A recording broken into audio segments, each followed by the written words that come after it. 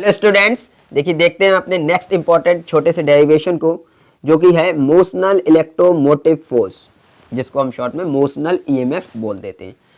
जिसका फॉर्मूला होता है हमारा क्या, मोशनल ईएमएफ का V equal to B V L, या E इक्वल टू, हम E से भी डिनोट कर देते हैं, E equal to B V L. तो ये मोशनल ईएमएफ का फॉर्मूला आपको निकालना है। क्या होता है, कैसे हम इसको प्रूव करते हैं, निकालते हैं। देखिए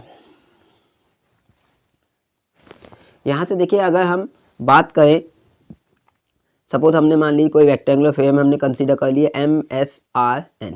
दो सिचुएशन हो सकती है इमोशनल ईएमएफ की, एक तो हमने ये वाली मान ली, दूसरी हम रोटेशन वाला केस मानेंगे, जो कि एग्जाम्पल में दिया हुआ है एनसीईआरटी के, और ये डेरिवेशन की फॉर्म में दिया हुआ है।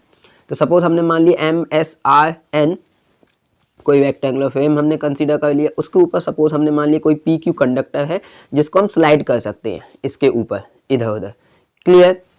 तो और एक हमने मान ली, ये जो अरेंजमेंट है ये यूनिफॉर्म मैग्नेटिक फील्ड में रखा हुआ है बी में, जिसकी डायरेक्शन इनवर्ट डायरेक्शन है, perpendicular to the plane of the paper या स्क्रीन। क्लियर।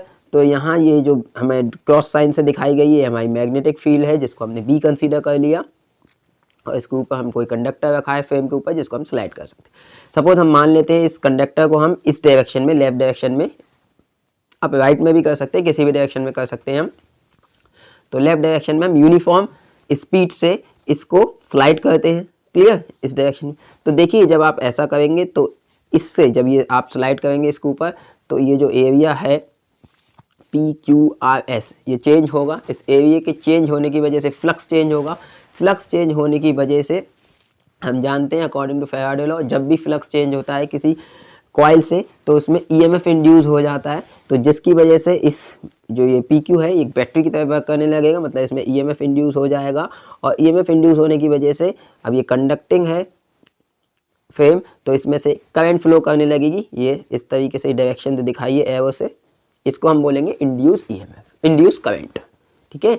तो फ्लक्स चेंज होने के लिए इंड्यूस ईएमएफ प्रोड्यूस होगा, जिसकी वजह से करंट बनेगी, जिसको हम बोलेंगे इंड्यूस करंट, जिसको हमने एरो साइन से दिखाया है। क्लियर। तो कैसे हम निकालते हैं, समझते हैं। देखिए इस बात को, सपोज हमने माने हम V स्पीड से लेफ्ट डायरेक्शन में इसको मूव कराते हैं, तब आप समझिए यहाँ से तब क्या होगा। अगर हम पहले इसका हम बात करें एरिया निकालने की, तो एरिया यहाँ से देखिए कितना हो जाएगा। हम मान ली कोई पर्टिकुलर सिचुएशन ऐसी है जब हम इधर को मूव करा रहे हैं, जिसमें ये डिस्टेंस है x, मतलब R से Q तक की डिस्टेंस हमने मान ली x है, और ये जो लेंथ, ये है जो ब्रेथ, उसको हमने मान ली L। ये L है, तो ये भी यहाँ ये PQ की भी जो लेंथ है वो क्या हो जाएगी, हम मान लिए L। क्लियर, मतलब L लेंथ है जो वो स्लाइड कर रही है। तब इसका एरिया यहाँ पे कितना हो जाएगा, याद रखिएगा, L इंटू एक्स। क्लियर। और इस सिचुएशन में जो फ्लक्स पास कर रहा होगा इस वाले एरिया से, वो कितना होगा, तो हम जानते हैं मैग्नेटिक फील्ड और एरिया का जो प्रोडक्ट होता है उसको हम फ्लक्स बोलते हैं। तो हम लिख सकते हैं फ्लक्स, पहले हम लिख लेते हैं, let conductor, let a conductor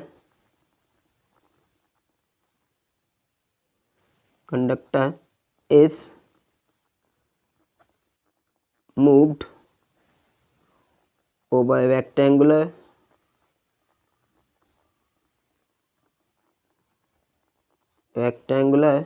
frame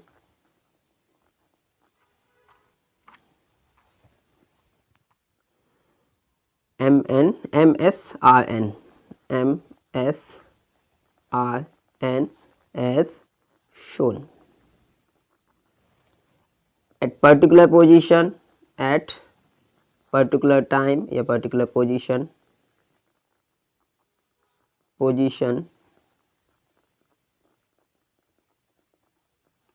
of conductor PQ, flux linked with frame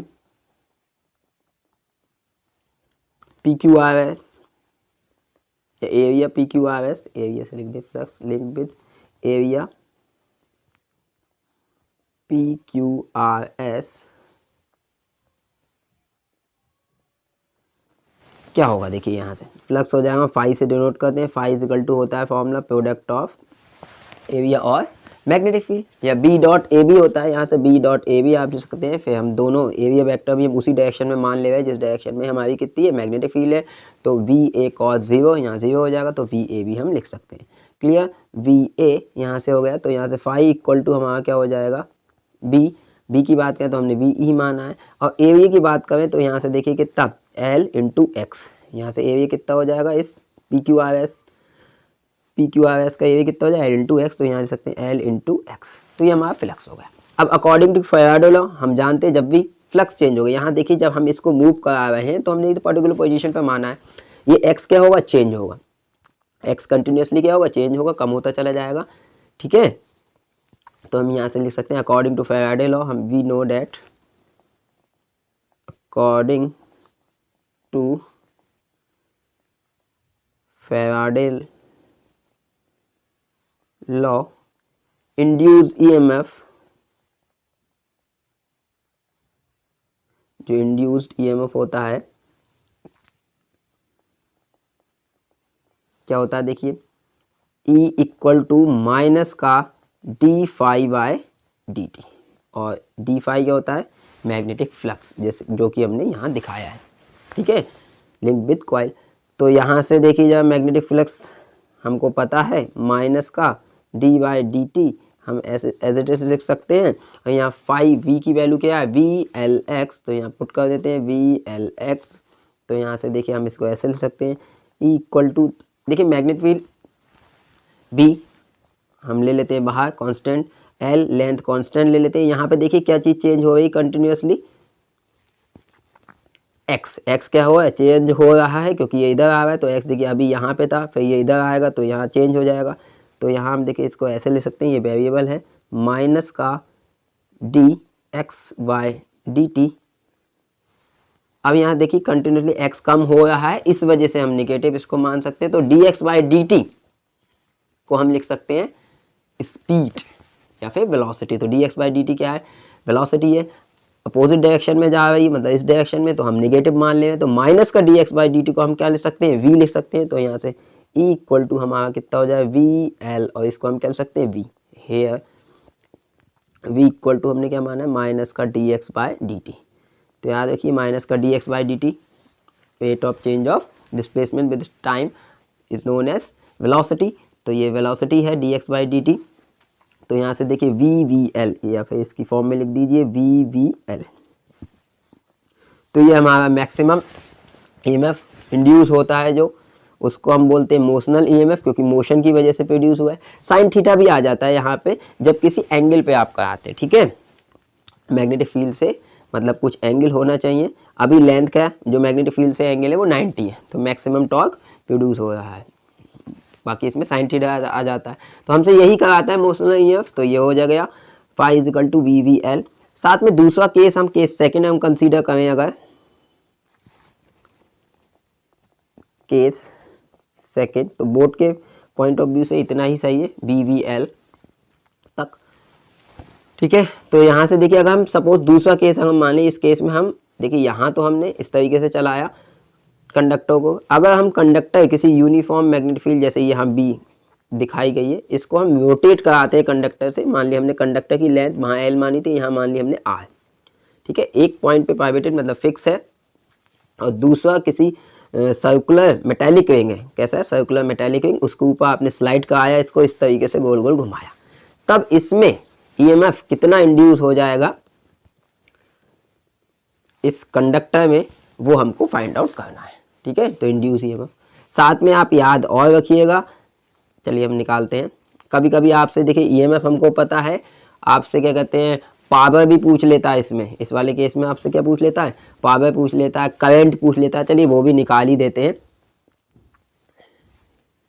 तो यहाँ से पहले केस सेकंड बाद में डिस्कस करेंगे। अगर हम पावर देखिए यहाँ ये हमारा क्या आया ईएमएफ आया, इफ़ अगर हम आर मान लें, जो कंडक्टर है उसका रेजिस्टेंस हमने आर कंसीडर कर लिया, तो हम लिख सकते हैं देखिए इफ़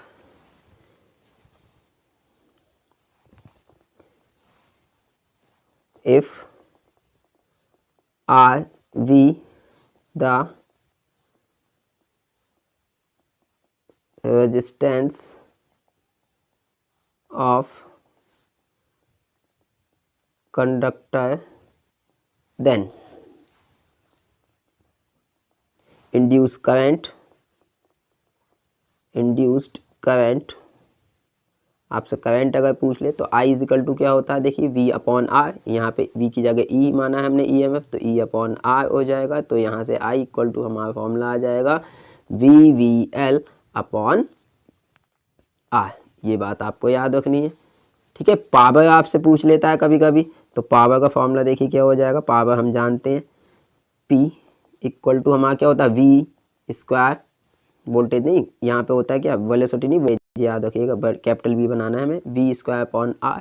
लेकिन हमने यहाँ EMF माना है, तो EMF कितना E है, तो V की जगह हम कितना पुट करेंगे यहाँ पे E, तो याद रखिएगा फॉर्मूला क्या हो जाएगा हमारा E स्क्वायर अपॉन R। ये I स्क्वायर R, कई सारे फॉर्मूले होते हैं, I स्क्वायर R होता है, ठीक है।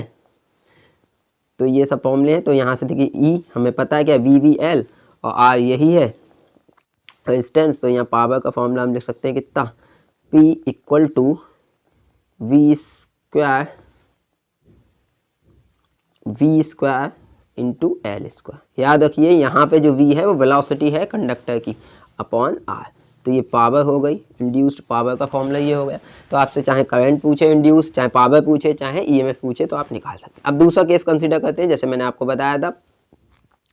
यहाँ पे दूसरे केस में हमने मान ली कोई कंडक्टर R लेंथ का है, क्या है R लेंथ का है, जो रोटेट कर रहा है। मान लीजिए किसी टाइम यहाँ ये पोजीशन इसकी OP यहाँ पर थी और यहाँ से ये यहाँ पहुँच गया मेटेलिक रिंग पर, ठीक है, स्मॉल एंगल थीटा का बर करके, ठीक है। एक बात और याद रखिए, मान लीजिए जो एंगुलर वेलोसिटी है, जो यूनिफॉर्म एंगुलर वेलोसिटी है वो कितनी मान ली हमने ओमेगा, तो ओमेगा क्या होता है हमारा थीटा बाय टी, इस बात को याद रखिएगा। तो यहाँ से थीटा कितना हो जाएगा ओमेगा टी, इसलिए यहाँ पे theta equal to omega T, ठीक है। जो रोटेशन है इसका वो कैसा है एंटी क्लॉकवाइज है, इसको याद रखिएगा। तो हमने मान ली ये सिचुएशन है किसी पर्टिकुलर टाइम पे OPQ, मतलब ये यहाँ से स्टार्ट किया OP से चलना और ये OQ तक पहुँच गया स्मॉल टाइम में, तो इसने इतना एरिया स्विफ्ट आउट किया, कितना, ये वाला एरिया, ये सेक्टर जो बन रहा है सर्किल का सेक्टर। तो हमें बस इसका एरिया हमको फाइंड आउट करना है, पहले सेक्टर का कितना होगा। तो केस सेकंड हम देखते हैं, केस सेकंड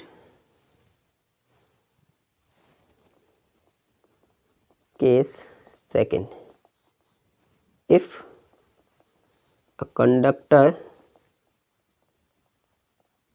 of length, हम L भी मान सकते हैं, बट यहाँ डायग्राम में R दिया तो हम R मान लें, of length R is rotated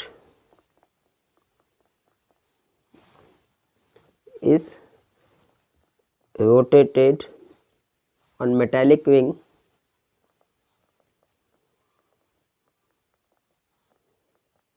in uniform magnetic field as shown.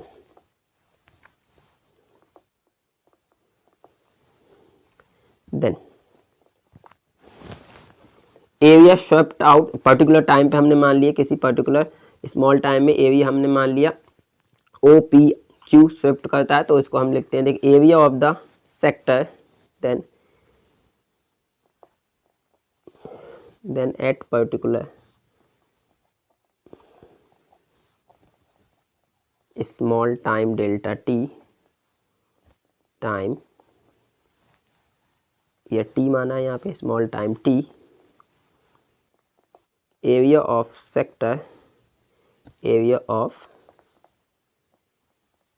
Sector कौन सा OPQ sector OPQ area of sector आप निकालेंगे A इक्वल टू, यहाँ देखिए कितना आएगा, एरिया आपको याद रखना है, हमें याद रखना है एरिया ऑफ सेक्टर, ये 10th में आपने फॉर्मूला पढ़ा है, क्या होता है थीटा बाय 360 को हम 2 पाई लिख सकते हैं, into area of the circle, तो एरिया ऑफ द सर्किल कितना होगा, देखिए पाई R स्क्वायर, क्योंकि R है रेडियस मेटालिक रिंग की। तो ये हमारा हुआ क्या एरिया स्वेप्ट जो किया R लेंथ के कंडक्टर ने तो ए इज इक्वल टू हमारे यहाँ से कितना हो गया, देखिए थीटा आर स्क्वायर अपॉन 2, ये हमारा एरिया। अब यहाँ आप देखिए क्या चीज़ चेंज हो रही है, एरिया तो चेंज हो रहा है लेकिन किस वजह से चेंज हो रहा है, थीटा की वजह से। तो कंटिन्यूसली यहाँ देखिए थीटा चेंज हो रहा है जब ये ऐसे मूव करेगा। अभी यहाँ से देखिए इतना थीटा हुआ, फिर इधर आएगा तो अलग थीटा हो जाएगा, यहाँ आएगा तो अलग थीटा, इतना कर लेगा कब, इधर आएगा तो अलग, ऐसे थीटा कंटिन्यूसली चेंज हो रहा है। तो इस थीटा के चेंज होने की, ओरिएंटेशन चेंज होने की वजह से फ्लक्स इंड्यूस होगा, ठीक है। फ्लक्स मतलब चेंज होगा, इस थीटा के चेंज होने की वजह से फ्लक्स चेंज होगा, जिसकी वजह से ईएमएफ इंड्यूस होगा। उस ईएमएफ को हमको फाइंड आउट करना है। तो अकॉर्डिंग टू फैराडे लॉ हम जानते हैं,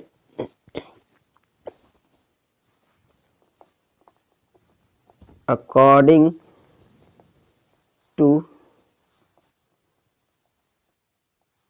Faraday's law EMF induced is equal to minus का D phi B upon D t. Clear. यहाँ से देखिए फाई इक्वल टू माइनस का डी वाई डी टी। देखिए फाई को हम लिख सकते हैं, हमें पता है जो फ्लक्स होता है क्या होता है, वी इंटू ए। अब यहाँ देखिए रोटेशन हो रहा है, स्मॉल हमने माना है एरिया, तो एरिया वेक्टर की आपको डायरेक्शन को भी कंसीडर करना पड़ेगा। तो यहाँ एरिया वेक्टर की डायरेक्शन अगर हम देखें तो इस तरीके से देखिए रोटेट कर रहा है ये, ठीक। और हम जो डायरेक्शन है वो हम ले सकते हैं, देखिए क्या इस एंटी क्लॉकवाइज घूम रहा है, तो डायरेक्शन हम जो डायरेक्शन लेते हैं वो अपने राइट हैंड के रूल के अकॉर्डिंग लेते हैं। तो राइट हैंड थंब रूल से हम लेंगे। राइट हैंड थंब रूल हमारा क्या कहता है कि आपको क्या कर देना है, सिंपली रोटेशन की डायरेक्शन में अपनी फिंगर्स को घुमा देना है, जिधर थंब जाएगा वो एरिया वेक्टर की आप डायरेक्शन ले सकते हैं। तो एरिया वेक्टर की डायरेक्शन इसमें देखिए ऊपर की डायरेक्शन में हो जाएगी जब आप इस तरीके से घुमाएंगे एंटी क्लॉकवाइज, और मैग्नेटिक फील्ड है नीचे की डायरेक्शन में। तो थीटा हम 180 कह सकते हैं एरिया और मैग्नेटिक फील्ड के बीच। तो हम यहाँ पे देखिए लिख सकते हैं, बस अगर आप नहीं लेंगे ये वेक्टर डायरेक्शन में तो बस माइनस का डिफरेंस आएगा, बाकी कोई दिक्कत नहीं है, आप वो भी ले सकते हैं अगर नहीं लेते हैं ये वेक्टर की डायरेक्शन। तो यहाँ से देखिए कितना ले सकते हैं हम, फाई बी हमारा होता है बी डॉट ए वेक्टर, या हम इसको ऐसे लिख सकते हैं फाई इक्वल टू माइनस का डी वाई डी टी। हम प्लस करने के लिए वेक्टर डायरेक्शन ले रहे हैं, या वी ए कॉस और कॉस 180, क्योंकि ये वेक्टर हमने ऊपर माना है और जो मैग्नेटिक फील्ड है वो नीचे की डायरेक्शन में। तो थीटा 180 कॉस 180 होता है -1, तो माइनस माइनस क्या हो जाएगा, प्लस हो जाएगा। तो यहाँ हम लिख सकते हैं क्या, देखिए phi is equal to d y D t into B A. अब देखिए एरिया चेंज हो रहा है किसकी वजह से, थीटा की वजह से। तो वी हमको कांस्टेंट है, वी को हम बाहर ले लेते हैं, magnetic field V into D A by D T. यहाँ से हम ले सकते हैं देखिए फाई इक्वल टू वी और D upon D T, D upon D T. बात करें अगर हम देखिए एरिया की, तो एरिया हमारा कितना आ जाता है यहाँ पे, कितना, थीटा आर स्क्वायर बाई 2। तो हम लिख सकते हैं कितना, थीटा आर स्क्वायर बाई 2। तो यहाँ से देखिए हमारा फ्लक्स जो इंड्यूस ईएमएफ है वो कितना आ जाएगा, वी बाई 2। हम ऐसे ही बाहर ले लेते हैं। क्लियर। आर भी हमारा क्या कांस्टेंट, आर को हमने बाहर ले लिया, आर स्क्वायर, ठीक। यहाँ कितना बचा, D theta by D T, D theta by D T. अब ये हमें पता है D theta by D T क्या होता है, D theta by D T हमारा होता है एंगुलर स्पीड या फिर एंगुलर वेलोसिटी आप बोल सकते हैं। ये इसको हम लिख सकते हैं ओमेगा। ओमेगा क्या होता है हमारा, एंगुलर स्पीड।